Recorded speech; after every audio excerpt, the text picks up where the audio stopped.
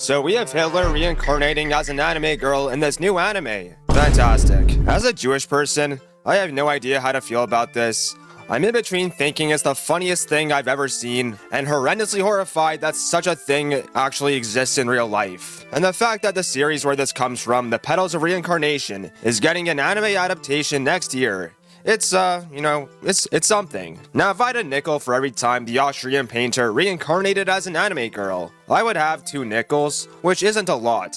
But it's weird it happened twice. Yup, we actually got this type of thing with a Saga of Tanya the Evil, which also goes over many controversial topics and crazy stuff. But this is the first time it's ever been this on the nose. And while I bet there's a lot of people who are probably surprised about this, if you know the lore behind the series, well, it's still pretty crazy, but it's a bit more reasonable. Which, for those curious, is the same time that MHA started its run in Shonen Jump. It's currently accumulated 22 manga volumes, has almost 4 million copies in circulation, and so this means there's an actual dedicated fanbase behind this. This isn't Rent-A-Girlfriend or Boruto. People actually care and are buying the volumes. So with that token, you could almost question why it took so long to get an anime adaptation. My assumption is probably because of the nature of the edgy content. Now, I'm gonna do my best to explain the aspects of the series and the Austrian painter without having my YouTube channel nuked for community guidelines because, well, we're dancing a crazy dance right now. But with this massive push for censorship that you're seeing arise from across the globe like Sung Jinu's shadows, I think having controversial anime like this is a good thing. We should be able to talk about or show things that are crazy even if they're uncomfortable, because it allows for proper discourse, support, and discussion. It's not like they're glorifying the German bad man as a hero, or making this guy any more likable, besides making him a cute anime girl, and the fact that he did come up number 2 in the popularity polls. But it's very clear that the way that they're using this character, that they're undeniably evil, and the incarnation of malice. Now, the plot of the anime is actually kind of similar to Drifters or Fate,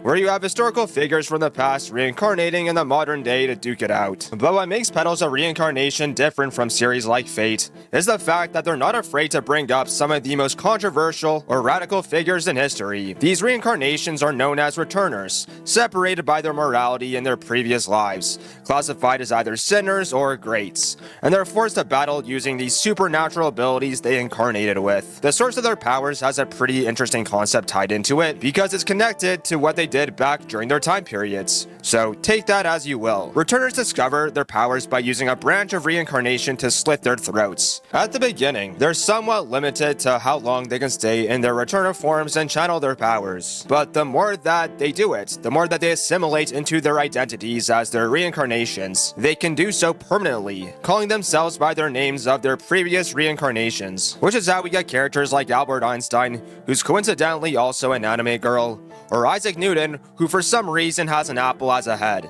Now, just for you guys, I actually did look into the lolly Austrian painter's powers, and it turns out she has a rather unique role in the series, because she isn't a fighter. She's actually an intelligent manipulator. Probably the greatest one in the manga. Hitler's ability, Mastermind, makes her able to understand the hearts of those in her line of sight. Additionally, she's also able to share the senses of any living creature that comes in contact with this symbol. I know I'm showing the demonetization symbol.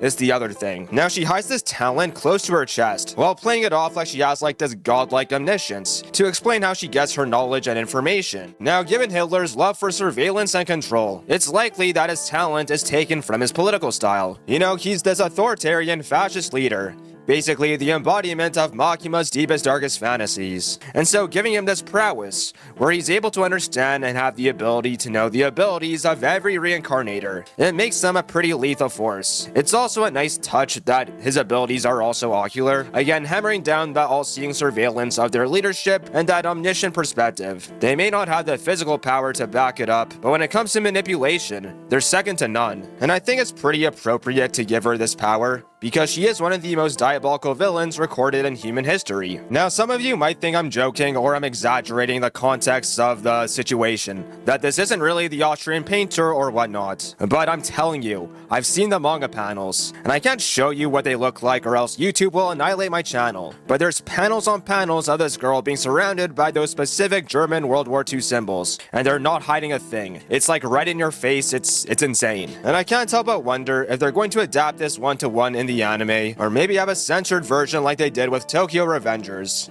But yeah, Hitler came to anime as an anime girl. It's pretty insane. And again, as a Jewish person, I think it's hilarious, and I'm most likely gonna end up watching it. So that's it. Catch you later.